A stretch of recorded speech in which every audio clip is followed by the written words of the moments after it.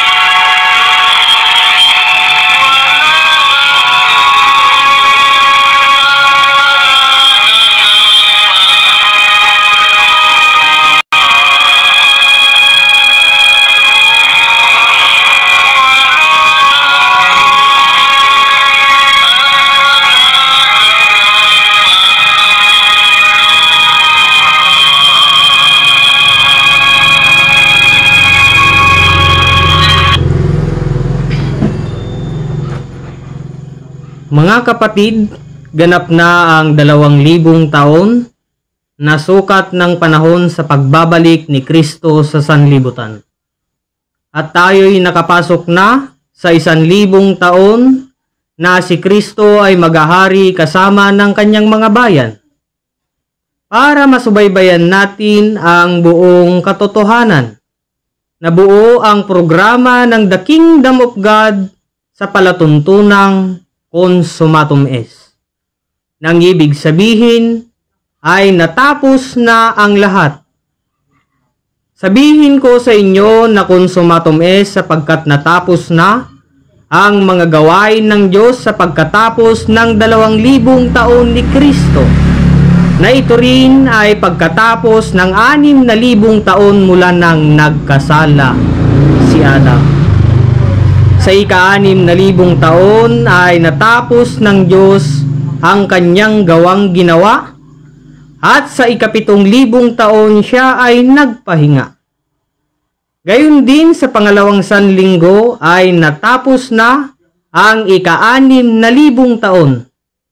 At tayo'y narito na sa ika-7,000 taon na kapahingaan ng Diyos.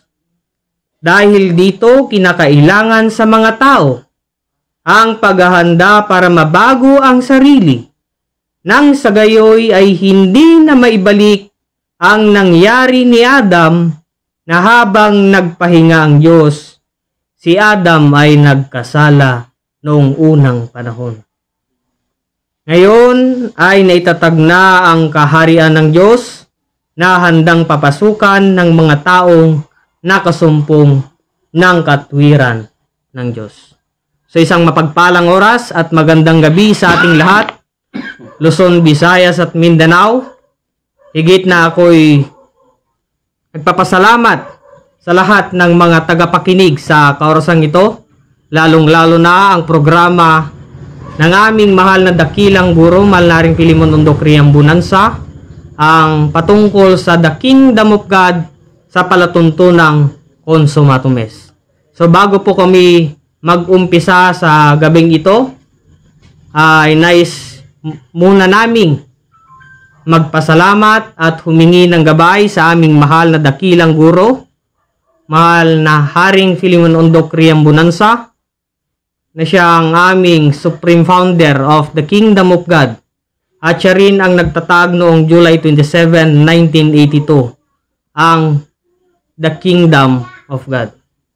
At gayon din na ako'y gumagalang sa aming mahal na Pangulo, ang aming chairman president ng The Kingdom of God, mahal na Prinsipe Rocky Riambunansa, na siya rin po ang presidente ng The Royal Alpha Omega Ring Trading Corporation. At gayon din sa aming Haring Adolfo Riambunansa, na siyang presidente ng Philippine Deuterium Development and Management Corporation. At ganun din sa mga 5 spiritual mothers, 12 tribes, 12 apostoles, mula Region 1 hanggang Region 12 na kinabibilangan po ng aming Regional Director ng Region 2, walang iba, Haring Edgar Palor Ligutom. At ganun din sa mga 70 prophets, municipal barangay down to Purok. At sa lahat ng sa buong puwersa ng The Kingdom of God, magandang gabi po sa ating lahat, Luzon, Visayas at Mindanao. So bago po kami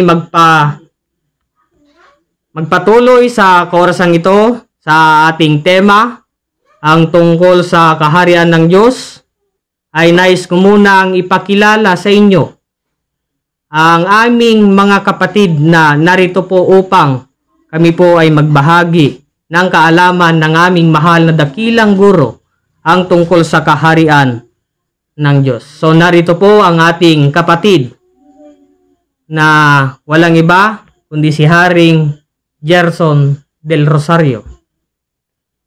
Gayon din sa ating kapatid na walang iba si Haring Roger Pagumpana. At gayon din sa ating kapatid, walang iba, Haring Robel Baltasar. At gayon din sa ating Prinsipe Fernando Digaw. At ako po ang inyong lingkod, walang iba, Prinsipe JV Sales. So, ang paksa po na ating tatalakayin sa kaorasang ito ay tungkol sa kaharian ng Diyos. Kung nasaan ang kaharian ng Diyos, buhat pa ng inalis ng ating Panginoong Jesucristo ang kaharian doon sa Jerusalem at ibinigay sa isang bansang nagkakabunga. Kaya yan po ang aming papatunayan sa gabing ito. Kung nasaan ang kaharian ng Diyos. So ang unang magpapatunay kung nasaan ang kaharian ng Diyos, walang iba, Haring Rubel Baltasar.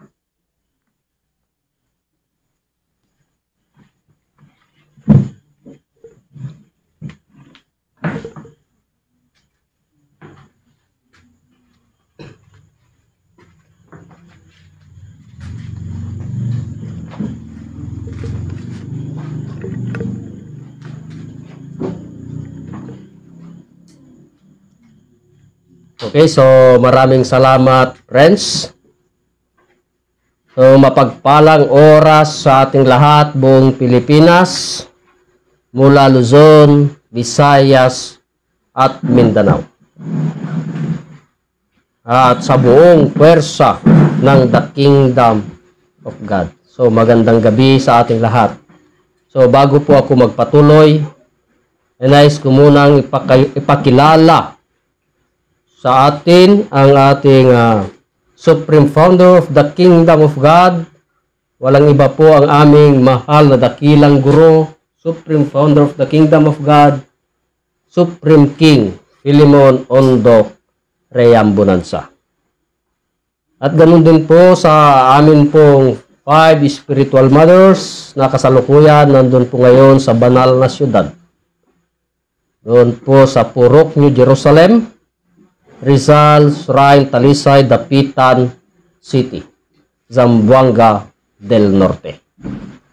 At ganun din po na kami po lubos na gumagalang at nagpapasalamat sa amin pong mahal na Pangulo, ang amin pong mahal na Prinsipe Rocky Y.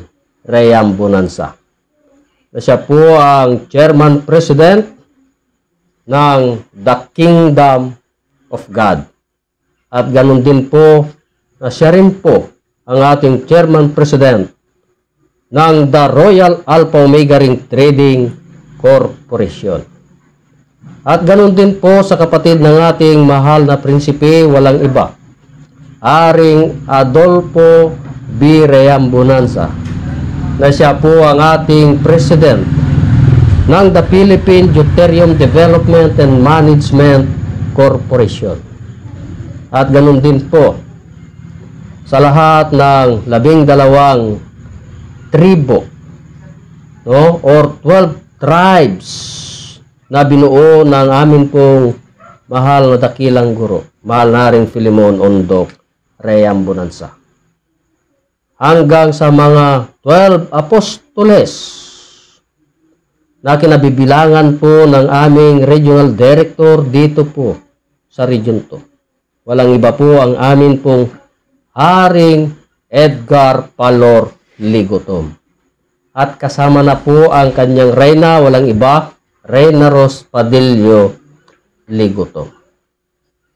At sa lahat ng mga 70 prophets, buong Pilipinas, dito po sa loob ng kaharian ng Diyos, no? Hanggang sa mga municipal leaders, barangay, down to Purok. Sa lahat ng mga prinsipe at mga prinsesa. At gayon din po sa ating mga kapatid na nandyan po sa ibang bansa. No? Amin po silang pinapasalamatan sa wala ring tigil na pagsubaybay sa programa ng ating mahal na dakilang guro na pinangungunahan po ng ating kapatid na nandun po sa bansang London. Walang iba po, Reyna Shirley del Rosario. At ganun din po sa kapatid natin na nasa bansang Kuwait. Walang iba po, ang ating kapatid, Prinsesa Claribel Baltasar. So maraming salamat po dyan, Reyna at Prinsesa.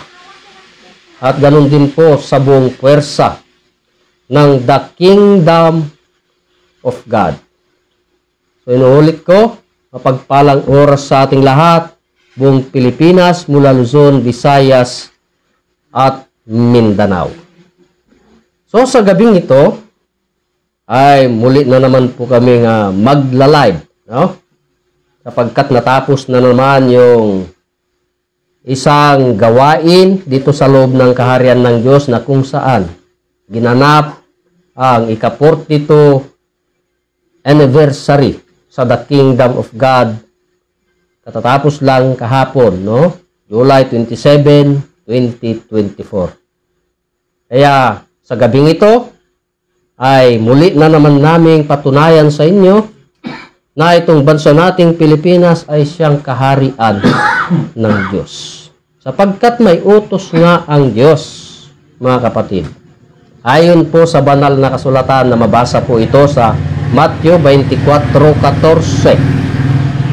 Kung bakit namin ito pinapangaral, sapagkat plano ito ng Diyos. So pakibasa, friends. So ganito po ang mababasa ayon po sa banal na kasulatan. At ipinangangaral ang ebanghelyong ito ng kaharian sa buong sanlibutan. Yan. Sa pagpapatotoo sa lahat ng mga bansa. At kung magkagayoy darating ang wakas. Yan. So napakaliwanag po ang sinabi ng Diyos ayon po sa banal na kasulatan. Na ipangangaral ang ebanghelyo sa kaharian sa sanglibutan at bigyan ito ng pagpapatotoo, no? O pagpatunay na kung anong bansa o itong bansa nating Pilipinas ay siya na nga yung tunay na pagbibigyan ng Diyos ng kanyang kaharian. Bakit kako bansang Pilipinas, mga kapatid? No? Sapagkat kung ating balikan sa panahon ng ating Panginoong Hesukristo na siyang ginamit ng Diyos sapagkat siya yung magtatayo ng kaharian ng Diyos. No? Gaano yan katotoo? No, na ang ating Panginoong Hesukristo ang siyang pinili o pinahiran o kaya sinugo, mga kapatid. Ayon po sa banal na kasulatan na mababasa po natin sa Lucas 4:43. Ano baga ang sinasabi? Pakibasa, friends. Ganito po ang mababasa ayon po sa banal na kasulatan. Dadapwat sinabi niya sa kanila, dapat na bang ipangaral ko sa mga ibang bayan ang mabubuting balita ng kaharian ng Diyos, sapagkat sa ganito ay sinugo ako. Yan. So, pinangaral, mga kapatid. Ano yung ipinangaral ng ating Panginoong Hesukristo? Yung tungkol sa kaharian ng Diyos. Saan niya ipapangaral? Doon sa mga bayan. Oh? Ngunit, pag marinig ang salitang kaharian ng Diyos, nandun pa naman daw sa taas. No? Ngunit, salita ng Diyos ipangaral sa mga bayan. May bayan ba dun sa taas? Kaya nga po, wala po kaming tigil o sawa na sinisigaw at ipinapangaral ayon sa salita ng Diyos ang tungkol sa ebanghelyo sa kaharian. Hindi lang dito po sa bansang Pilipinas, kundi sa sanglibutan. At ganun din sa lahat ng mga bansa. No? At bigyan ng mga matibay na ebidensya kung gaano katotoo yung mga salita ng Diyos, sapagkat sa panahon nga ng ating Panginoong Hesukristo, nung nangaral ng tungkol sa kaharian ng Diyos, mga kapatid, ang tanong ko po, tinanggap po ba yung dala ng ating Panginoong Hesukristo doon sa bansang Israel? No? Sapagkat doon ipinangaral ng ating Panginoong Hesukristo ang tungkol sa mabubuting balita na ebanghelyo sa kaharian ng Diyos. Tinanggap po ba, mga kapatid? Kung tinanggap sana, di hanggang ngayon, ang bansang Israel ay kaharian ng Diyos. Ngunit anong salita ng Diyos sa hindi pagtanggap ng mga tao ang kanyang dala na mabuting balita na ebanghelyo sa kaharian ng Diyos? Ano yung sinabi ng ating Panginoong Hesukristo doon sa mga tao? Ayon po sa banal na kasulatan, na mababasa po sa banal na kasulatan, Matthew 21:42 hanggang 43. Pakibasa, friends. So ganito po ang mababasa ayon po sa banal na kasulatan. Sinabi sa kanila ni Jesus, Anong sinabi? kailan may bagay hindi ninyo nabasa sa mga kasulatan? Yan. Ang batong itinakwil ng nangagtatayo ng gusali, ang siya ring ginawang pangulo sa panulo. Ito'y mula sa Panginoon at ito'y kagilagilala sa harapan ng ating mga mata. Yan. So napakaliwanag ayon sa nabasa sa 42, no? Sino ba yung nagsalita doon o nagsabi sa mga tao, mga kapatid? Ha? Sino ba yung nagsabi? Walang iba ang ating Panginoong Hesukristo, na siya rin yung bato na itinakwil ng mga nangagtatayo ng gusali, na siyang ginawang pangulo sa panulok. Eh kung tinanggap sana doon, ginamit na pangulo sa panulok, ibaga, ano pa sa 43? Kaya nga sinasabi ko sa inyo, aalisin sa inyo ang kaharian ng Diyos at ibibigay sa isang bansang nagkakabunga. Yan. Dahil sa hindi pagtanggap sa mabuting balita na dala ng ating Panginoong Hesukristo, na siyang ebanghelyo sa kaharian ng Diyos, ano ang sinabi niya? Kaya nga't aalisin sa inyo ang kaharian ng Diyos. Saan? Saan niya inalis? Doon sa bansang Israel. Oh, napakaliwanag yung sinalita ng Diyos. At ang kaharian ay maibibigay sa isang bansang nagkakabunga. Hindi yung nandun sa taas. Hindi. Kundi ibinigay sa isang bansa na nagkakabunga. Ano ba itong Israel? Nandun ba sa taas? Ang Israel ay bansa po yan, na ang kapital ng Israel ay Jerusalem. Subalit, kako nga mga kapatid, yung mabuting balita na dala ng ating Panginoong Hesukristo ay hindi tinanggap. Sana hanggang ngayon, ang bansang Israel ay kaharian ng Diyos. Ngunit, inalis, ibinigay sa isang bansa. Kaya, ang kaharian, ang tanong, nasaan na? Oh? Nasaan na yung kaharian na inalis doon sa bansang Israel, ibinigay na sa isang bansa? Anong bansa kaya yan?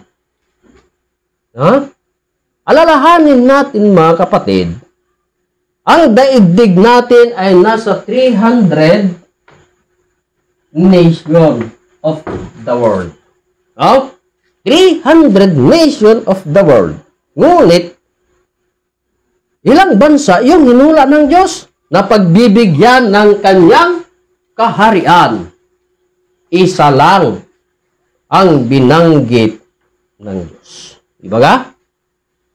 Naaalisin ang kaharian ng Diyos at maibibigay sa isang bansa na magkakabunga. Sa 300 nation of the world, isa lang yung mapalad na pagbibigyan ng Diyos ng kanyang kaharian.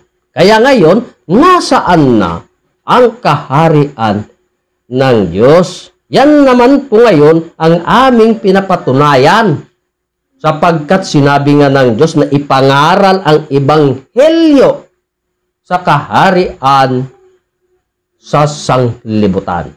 No? At ganun din sa lahat ng mga bansa. At bigyan ito ng pagpapatunay kung anong bansa yung talagang hinula ng Diyos. No? Kaya sa gabing ito, amin pong patunayan sa inyo na kung anong bansa yung pinaglipatan ng Diyos ng kanyang kaharian, no? Na hindi tinanggap sa bansang Israel, ibinigay sa isang bansa na magkakabunga. Ayon sa banal na kasulatan. Na mababasa sa Henesis 25:23 hanggang 26. Yan. So ganito po ang mababasa ayon po sa banal na kasulatan. At sinabi sa kanya ng Panginoon, Anong sinabi? 2 bansa ay nasa iyong bahay bata. Yan. At 2 bayan ay papaghihiwalayin mula sa iyong tiyan. At ang isang bayan ay magiging malakas kaysa isang bayan. At ang matanda ay maglilingkod sa bata. At nang matupad ang mga araw ng kanyang kapanganakan, narito't kambal sa kanyang bahay bata. At ang unang lumabas ay mapula, na buong kataway parang mabalahibong damit. At siya'y pinangalan ng Isaw. At pagkatapos ay lumabas ang kanyang kapatid. At ang kanyang kamay ay nakakapit sa sakong ni Isaw. At ipinangalan sa kanya ay Jacob. At si Isaac ay may 60 taon na nang sila'y ipinanganak ni Rebecca. Yan. So yun po ang nabasa ayon po sa banal na kasulatan. Kung nasaan ang kaharian ng Diyos. Sapagkat ang kaharian ng Diyos inalis sa bansang Israel. Ibinigay sa isang bansa na magkakabunga. Anong bansa kaya yan? Kaya gumamit ang Diyos ng mga lihim. Kung paano kalagin yung nabasa sa banal na kasulatan na siyang magpapatunay sa atin na yung bansa na pinaglipatan ng Diyos ng kanyang kaharian. Diba ga? Na ginamit ng Diyos ang isang babae na si Rebecca. No? Si Rebecca na ayon sa nabasa sa Henesis, sapagkat ang kaharian kako inalis sa bansang Israel, ibinigay sa isang bansa na magkakabunga. Yan po mga kapatid. Kaya ngayon, paano natin kalagin yan? Sapagkat ang banal na kasulatan, ayon po sa aming mahal na dakilang guro, ay meron po itong 4 na factors. Na ang una ay prophecy. No? So yung nabasa natin, prophecy yan ng Diyos. No? Ngunit paano natin kalagin? Ako, mayroong 4 na factors ang banal na kasulatan. Ang una, prophecy. Pangalawa, history. Pangatlo, mathematics or kwentada. Pang-4, science or sensya. No? Yan yung gagamitin po natin para makalag yung nakatagong lihim na kung nasaan ang kaharian ng Diyos. No? Sapagkat ang kaharian ng Diyos inalis sa bansang Israel, ibinigay sa isang bansa na magkakabunga. Kako 300 nations of the world, ngunit isang bansa lang. No? Ngayon, ang tanong mga kapatid, ayon sa ginamit ng Diyos sa banal na kasulatan, si Rebecca ay nagbuntis ng 2 bansa. Oh? Kung literal na babae si Rebecca, ang tanong mga kapatid sa ating lahat, kaya ba na ibuntis ang 2 bansa? Halimbawa na lang, sa literal o sa mga kababaihan, ay kaya bang ibuntis yung 2 bansa? Kaya bang ibuntis yung 2 bansa? Kung literal yan na babae, isipin na lang natin mga kapatid, sa may mga asawa, sino yung nagbuntis ng 2 bansa dyan? Meron ba? Wala. Sapagkat ginamit ito ng Diyos si Rebecca na talinhagang salita kung nasaan ang kaharian ng Diyos.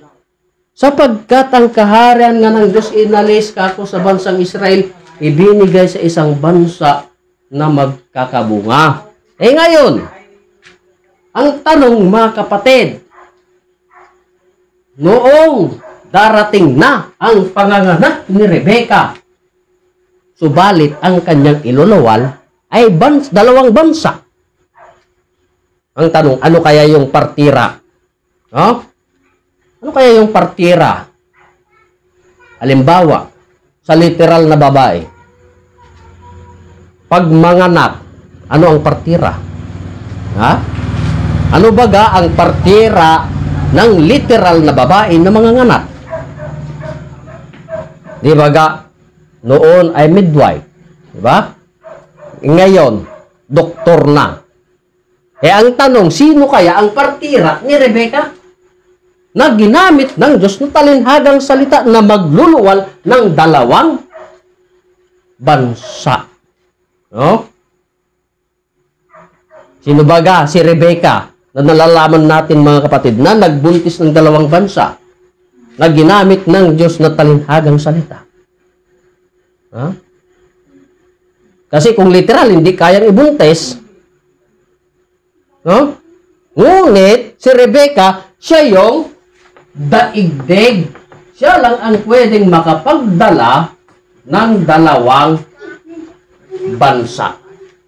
Si Rebecca, siya pala yung daigdig na siyang pwedeng makapagdala ng 2 bansa. Tinago lang ng Diyos sa pangalang Rebecca, kaya kako talinhagang salita. No? Ngunit, nung manganganak na si Rebecca, ang tanong, sino yung partira? Sapagkat 2 bansa man ang kanyang iluluwal. Sino kaya ang partira? Sipin natin. Kung tao na literal ang magpapartira dyan, kaya ba niyang partirahin yung daigdig? Yan lang ang katanungan. Kaya bang partirahin ng literal na tao yan? O doktor? Yung daigdig? Na siyang magluluwal ng 2 bansa? Na ginamit si Rebecca? Hindi pwede, mga kapatid. Kaya nga ang ginamit ng Diyos na maging partira ni Rebecca na magluluwal ng 2 bansa ay bansa rin ang ginamit ng Diyos. Anong bansa, mga kapatid? Ginamit ng Diyos ang bansang Spain. Yan ang partira ni Rebecca. Yan, bansang Spain, kasi bansa yung iluluwal, 2 pa naman, kambal. Kung nasaan ang kaharian ng Diyos, sapagkat ang kaharian ng Diyos inalis sa bansang Israel, ibinigay sa isang bansa na magkakabunga. Ngayon, sa ginamit ng Diyos na partira ni Rebecca na siyang bansang Spain, Spain ay ginamit talaga ng Diyos ito para matuklasan yung dalawang bansa na iluluwal or mailuluwal dito na sa daigdig, na siyang si Rebecca. Kaya ang bansang Spain, sila yung mga discoverer ang ibig sabihin. Bakit discoverer? Para malaman yung dalawang bansa. Ngayon, sa bansang Spain ay may ginamit ngayon ng Diyos. Sino? Ang ginamit ng Diyos bilang mga discoverer sa dalawang bansa. Ang ginamit ng Diyos ay si Christopher Columbus at si Fernando Magallanes. Yan ang pinili ng Diyos. O ginamit ng Diyos para mahanapan po natin yung kaharian ng Diyos, sapagkat ang kaharian nga ng Diyos inalis sa bansang Israel, ibinigay sa isang bansa na magkakabunga. Na walang nakapagbukas niyan, kundi ang amin lang kung mahal na dakilang guro, mahal na Haring Filemon Ondok Reambonanza. So, ayon sa ginamit ng Diyos na mga discoverer na si Christopher Columbus at Fernando Magallanes, sila yung naglakbay patungo sa hilagahan ng daigdig. At nakarating sila noong October 12, 1492 para mahanapan yung dalawang bansa na isinilang ni Rebecca na siyang daigdig.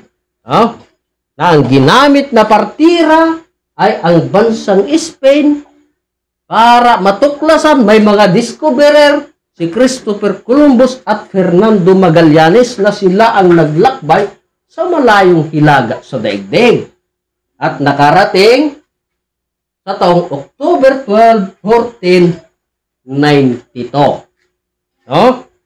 Ngayon, ayon sa banal na kasulatan, mga kapatid, sino yung unang anak ni Rebecca? Sino yung unang anak? Ayon sa nabasa, ang unang anak ni Rebecca ay si Esau. Yan, si Esau. Yan ang unang anak ni Rebecca. Ngunit ang tanong, sino si Esau? Sino si Esau? Kung basahin natin, mga kapatid, ayon po sa banal na kasulatan, sa Genesis 36:8. Pakibasa, friends. So, ganito po ang mababasa ayon po sa banal na kasulatan. At tumahan si Esau sa bundok ng Seir. Si Esau ay siyang Edom. Sino si Esau? Sabi ng Diyos, si Esau ay tumahan sa bundok Seir. At si Esau ay siyang, sino? Edom. Napakaliwanag ang sinabi ng Diyos, sapagkat ang hinula nga ng Diyos, si Rebecca nagbuntis ng dalawang bansa. Alamin natin kung sino si Esau. Si Esau pala ay siyang Edom. Diba? Ngunit ang tanong, ano kaya itong Edom? Kasi ang kaharian ng Diyos inalis sa bansang Israel at ibinigay sa isang bansa na magkakabunga. Ang tanong ngayon, ano itong Edom? At kung saan makikita ang Edom? Tignan natin, mga kapatid. Kung saan yan makikita ang Edom. Tignan po natin sa world map or sa encyclopedia, ang Edom ay makikita ito saan? Sa bansang Amerika. Yan, bansang Amerika. Ibig sabihin, si Edom ay siyang Amerika. Oh? Tignan natin sa world map or sa encyclopedia, nakapaloob si Edom sa bansang Amerika. Kaya si Edom, siya yung bansang Amerika. Ito yung unang anak ni Rebecca na bansa. Sapagkat dalawang bansa man ang kanyang iluluwan. Sapagkat ang kaharian ng Diyos inalis sa bansang Israel, ibinigay sa isang bansa na magkakabunga. Sino yung unang lumabas?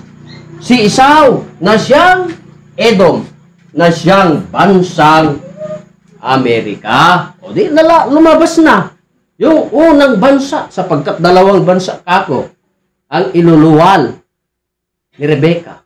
Ano yung una? Si Esau, na siyang Edom, na siyang bansang Amerika. Kaya ayon sa mga discoverer, ang unang na-discovery ay ang bansang Amerika. No? Na lumabas sa taong October 12, 1492. So nalalaman na natin. No? Yung hinula ng Diyos. Ngunit ayon sa mga discoverer na ginamit ng Diyos na taga-Spain, ay patuloy pa rin silang naglakbay. Saan patungo? Doon sa malayong silangan. Oh? Doon sa malayong silangan. At sila'y nakakita ng isang isla. No?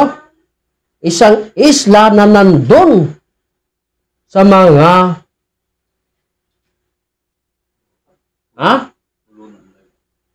sa mga pulo ng dagat. No?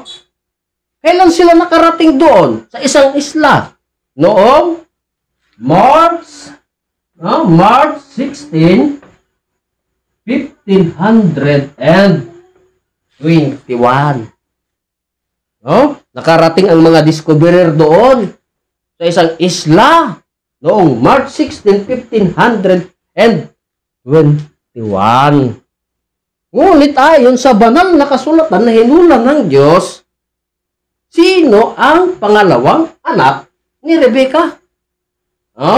Ayon sa nabasa sa banal na kasulatan, sino yung pangalawa? Walang iba kundi si Jacob. Yan, ang pangalawang anak ni Rebecca, si Jacob. Ang una, si Esau.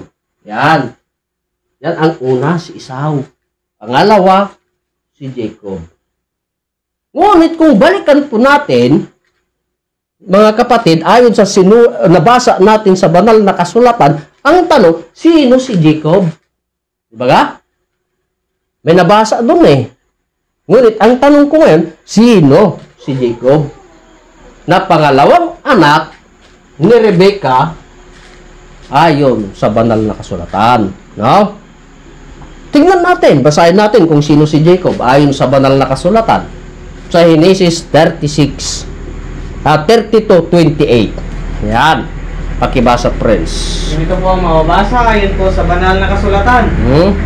At sinabi niya, hindi na tatawaging Jacob ang iyong pangalan, ano na? kundi Israel. Yan. Sapagkat ikaw ay nakipagpunyagi sa Diyos at sa mga tao, at ikaw ay nanaig. Yan. So, napakinggan po natin. Napakaliwanag po ang sinabi sa banal na kasulatan o nabasa sa banal na kasulatan. Sino si Jacob? Sabi ng Diyos, hindi na tatawaging Jacob ang iyong pangalan, kundi ano na? Israel. Yan. So, Israel ang itatawag na kay Jacob. Bakit? Kasi nakipagpunyagi sa Diyos at sa mga tao. Siya'y nanaig. Kaya, tinawag ng Diyos, Israel. Hindi na Jacob ang kanyang pangalan, kundi Israel. So, yan po ang pangalawang anak ni Rebecca. So, kung balikan natin ayon sa mga discoverer na si Fernando Magallanes na siyang nakadiskubre sa isang isla na wala pang pangalan. Kailan? March 16, 1500. and 21. So nalaman ng mga discoverer na ang isla na yun ay wala pang pangalan, kaya ang mga discoverer umuwi sa bansang Spain. Yan. So, yung mga discoverer umuwi doon sa bansang Spain. Sino? Si Fernando Magallanes. Umuwi doon sa bansang Spain. Kasi sa bansang Spain, mga kapatid, merong hari. Sino yung hari sa bansang Spain sa panahon na yan? No? Walang iba kundi si King. No? King Philip II. Sapagkat ang kaharian nga ng Diyos inalis sa bansang Israel, ibinigay sa isang bansa na magkakabunga. Kaya ang mga discoverer sa kanilang pag-uwi sa bansang Spain, ibinalita sa hari na si King Philip II na mayroon silang na-discovery sa isang isla or lupain na wala pang pangalan, na nandun sa malayong silangan na nasa mga pulo ng dagat. No? Ano yung sinagot ng hari sa Spain? Sapagkat mayroon silang na-discovery na isang isla na wala pang pangalan. Ngayon, nalaman ng hari sa Spain ay nag-utos muli si King Philip II na balikan nila yung na-discover nilang isang isla na wala pang pangalan. Ngunit, ang utos, pagbalik doon, ay bigyan nila ng pangalan at isunod sa pangalan ng hari sa Spain. Anong pangalan ng hari? Ha? Philip. Oh? Kaya sa pagbalik ng mga discoverer noong kailan? Noong April 14, 1521, sa kanilang pagbabalik, ang bansang Spain, yung isla na wala pang pangalan, ay pinangalanan noong April 14, 1521 na Las Islas Pilipinas. Yan. Pinangalanan na itong Pilipinas. No? Napakaliwanag, mga kapatid, ayon sa mga discoverer. Ha? Pinangalanan na itong Pilipinas. Kaya yung pangalawang anak ni Rebecca na si Jacob ay na siyang Israel, siya na ngayon ang bansang Pilipinas. Ha? Kasi ang unang anak ni Rebecca, sino? Si Esau na siyang Edom, na siyang bansang Amerika, na na-discovery sa taong October 12, 1492. No? At ang pangalawang anak ni Rebecca ay si Jacob. Hindi na tatawaging Jacob ang kanyang pangalan, kundi Israel. Na si Israel ay siya na ang bansang Pilipinas. Oh? So napakaliwanag. Yan na yung pangalawang anak ni Rebecca na dalawang bansa. Oh? Ngayon, sa mga discoverer, mga kapatid, ay nais na ang Pilipinas ay gawing Kristiyanong paniniwala. No? Kaya nagkaroon ito ng 2 taon na preparation, no? Or paghahanda para maging ganap na ang mga tao sa Pilipinas ay maging Kristiyanong paniniwala. No? Kaya ang bansang Pilipinas ay ganap nga na naging Kristiyanong paniniwala kailan? Noong taong April 14, 1523. Kasi may 2 years preparation kung i-plus natin. Eksakto sa April 14, 1523. Ayan. Kaya, noong naging Kristiyanong paniniwala na ang bansang Pilipinas, ano na yung sinigaw? At saan isinigaw? Doon sa Mactan, Cebu, Limasawa Island. Ano yung sinigaw? Ha? Philippines is a Christian country. Yan. Sino, mga kapatid, ang nagsigaw? Ha? Walang iba kundi si King Humabon at King Lapu-Lapu. Yan. Yan ang nagsigaw. Noong April 14, 1523, Philippines is a Christian country. Sapagkat ang kaharian ng Diyos inalis sa bansang Israel, ibinigay sa isang bansa na magkakabunga. No? Naisigaw. 1523. Doon sa Mactan, Cebu, Limasawa Island. Para mas matibay ang ebidensya, binautismuhan ito ng isang pari. Sinong pari? Walang iba kundi si Father Pedro Valderrama, na siyang nagpatunay na ang bansang Pilipinas ay maging Philippines is a Christian country. No? Sapagkat ang kaharian ng Diyos inalis sa bansang Israel, ibinigay sa isang bansa na magkakabunga. Ngayon, mga kapatid, para lubos po nating maunawahan, no? Yung mga bagay na linihim ng Diyos o hinula ng Diyos sa banal na kasulatan ayon sa Henesis na nabasa natin, no? Na yung unang anak ni Rebecca ay siyang malakas, mapula, mabalahibo, at maglilingkod sa bata. No? Hinula yan ng Diyos para mas higit po natin kako maunawahan. No? Kaya ang tanong, mga kapatid, sapagkat ang unang anak ni Rebecca ay si Esau na siyang Edom, na siyang bansang Amerika. Ito ang katanungan. Ang bansang Amerika ba ay malakas? Ha? Malakas ba ang bansang Amerika? Tunay, mga kapatid, na ang bansang Amerika ay sadyang malakas. Bakit? Tignan natin ang kanilang kagamitan, mga high power. Sadya silang malalakas.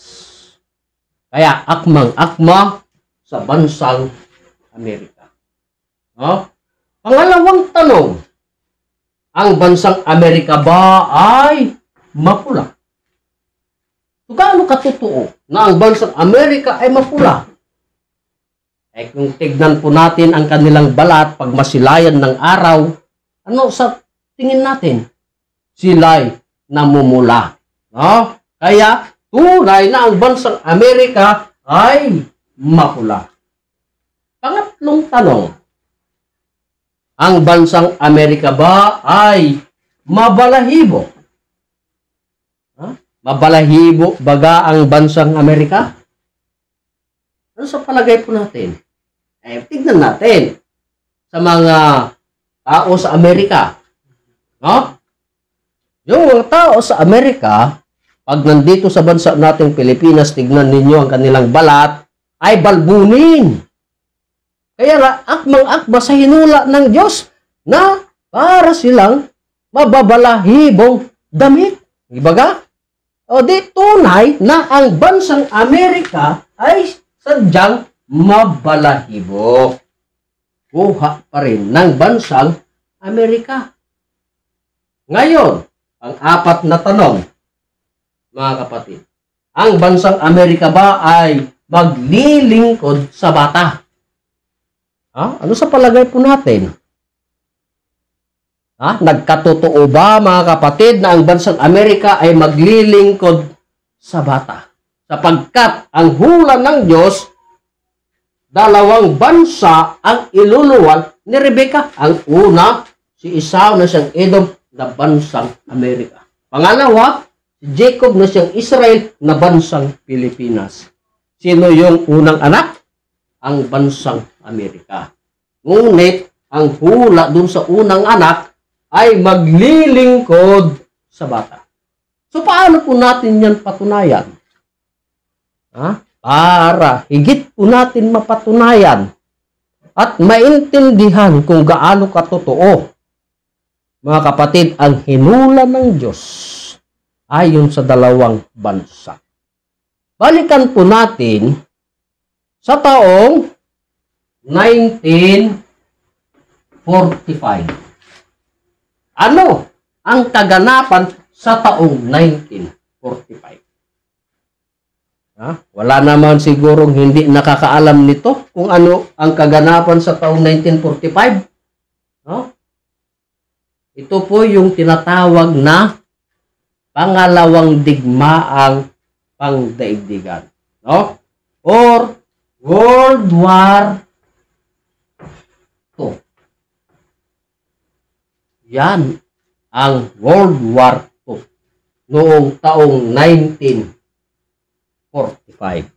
Para maganap, mga kapatid, yung hinula ng Diyos. Ngayon, para maganap yung unang anak ni Rebecca na maglilingkod sa bata, sino ba yung bata doon o mas bata doon sa anak ni Rebecca? Si Jacob, na siyang Israel, na siyang bansang Pilipinas. Sa taong 1945, ano ang nangyari sa bansang Pilipinas, mga kapatid?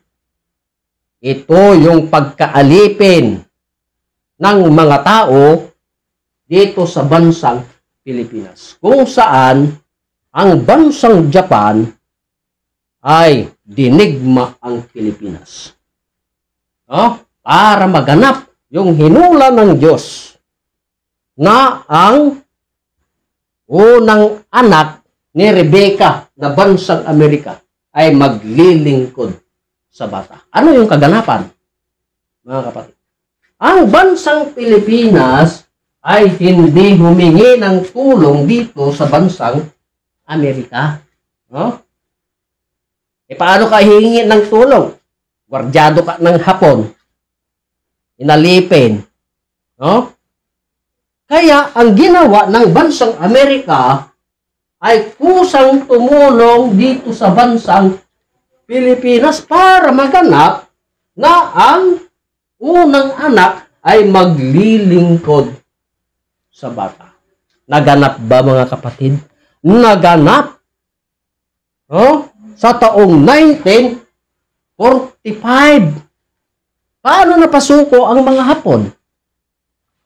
Binomba ng bansang Amerika yung syudad sa Japan, ang Nagasaki at Hiroshima. Para ang mga Hapon sa Pilipinas na nag-alipin sa mga tao ay mapatalsik para maganap yung paglilingkod sa bata. Kaya kailan naging malaya ang bansang Pilipinas?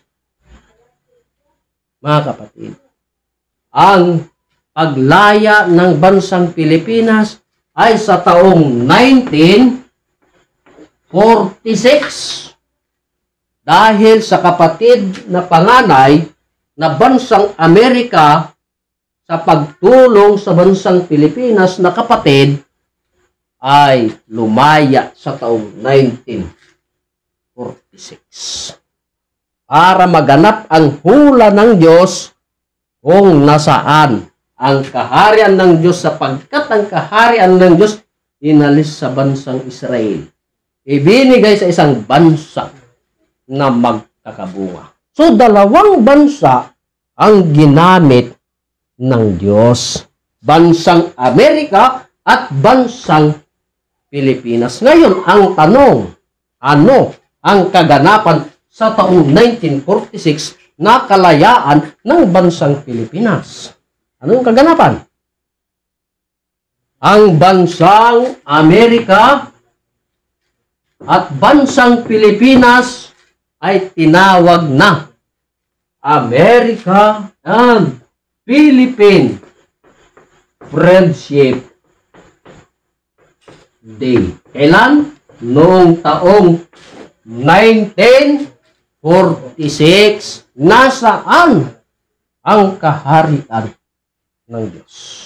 Sapagkat ang kaharian ng Diyos inalis sa bansang Israel, ibinigay sa isang bansa na magkakabunga. Bansang magkakabunga. Ang tanong mga kapatid, ang bansang Amerika ba ay bansang nagkakabunga? Ha? Bansa bang nagkakabunga? Tingnan natin. Maraming palatandaan dyan. Di ba ga? Ano ba yung pananalita sa bansang Amerika? Di ba ga? English lang? Ha? Ha? Eh dito kaya sa bansa nating Pilipinas, mga kapatid, ilan kayang pananalita ang nandito sa bansang Pilipinas? Marami. Hindi lang yan. Mga kapatid, na pagpapatunay sa bansang Pilipinas, kundi rin ang paniniwala na si Kristo ay Diyos. Kaya, bansang nagkakabunga dahil sa ginamit ng Diyos na taga-Spain na ginawa ang mga tao sa bansang Pilipinas na maging Kristiyanong paniniwala. Natupad ba, mga kapatid? Natupad na ang bansang Pilipinas ay bansang nagkakabunga. Maraming naniniwala na si Kristo ay Diyos. Ngayon, ang tanong, nasaan ang kaharian ng Diyos? Ha? Nasaan ang kaharian ng Diyos? Mga kapatid, hindi po ako matakot o mahiya na ang bansa nating Pilipinas ay siyang bansang nagkakabunga, na siyang kaharian ng Diyos. Maniwala man po tayo o hindi, ngunit hinula na ng Diyos. No?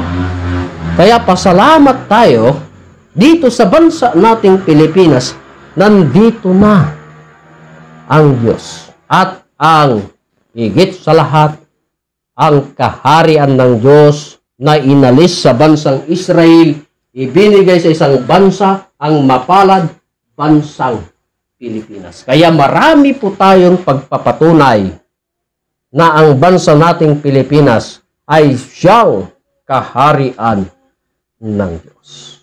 Kaya kami rin po ay nagpapasalamat sa amin pong mahal na dakilang guro na siyang nagbigay kaalaman o wisdom tungkol sa kaharian ng Diyos sa palatuntunang Consumatum Est, para maipangaral ang ebanghelyo sa kaharian ng Diyos sa sanglibutan at mabigyan ito ng pagpapatutuo. Ang tanong, saan ito naganap? Walang iba. Dito, sa bansa po nating Pilipinas. Kaya hindi po kami matatakot o mahihiya na itong bansa nating Pilipinas ay siyang kaharian ng Diyos. Kaya inuulit ko, maraming salamat sa ating lahat sa walang tigil o sawa sa pagsubaybay dito po sa programa ng aming mahal na dakilang guro na siyang nagtatag ng kaharian ng Diyos noong July 27, 1982. Yan ang pinatunayan ng aming mahal na hari na itong bansa nating Pilipinas ay siyang kaharian ng Diyos. Kaya maraming salamat sa ating lahat, mga kapatid na nagsubaybay sa programa po sa The Kingdom of God sa palatuntunang Consumatum Est. At ganun din po na nagpapasalamat po kami sa amin pong Regional Director dito sa Region 2, walang iba, Haring Edgar Valor Ligoto. At kasama po ang kanyang Reyna Rospadillo Ligoto. At ganun din po na lubos po kaming nagpapasalamat at gumagalang sa aming mahal na Pangulo, mahal na Prinsipe Rocky Y. Reyambonanza, hanggang sa kanyang kapatid, Haring Adolfo B. Reyambonanza. Higit sa lahat sa aming Divine Mentor, Supreme King Filimon Ondo Reyam Bonanza. So, ito po ang inyong kapatid na nagpatunay po sa atin na ang bansa nating Pilipinas ay siyang kaharian ng Diyos. Kaya nuulit ko, maraming salamat at magandang gabi sa ating lahat. Buong Pilipinas, maging sa buong